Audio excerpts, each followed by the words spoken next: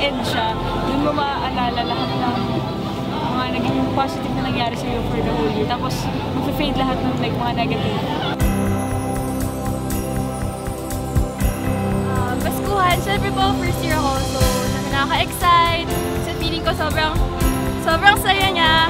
Tapos yung mga ilaw dyan, sobrang nakaka-excite lang, nakaka-overwhelm. Lalo na tapos na yung sige, tapos baskuhan na lang yun.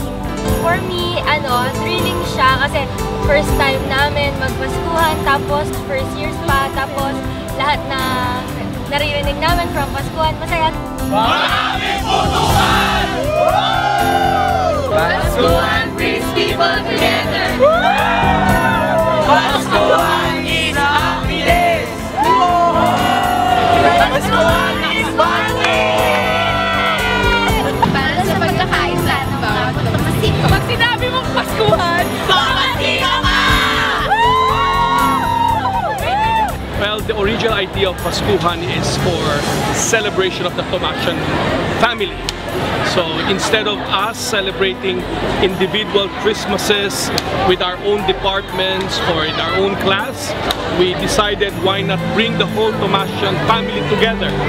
And I believe it has grown into this kind of very, very celebratory event. it's a time to be happy and to have fun. Kasi yung buong University of Santo Tomas, diba? Parang nandun yung sense of community kasi lahat ng tao nandito, excitement, sineshare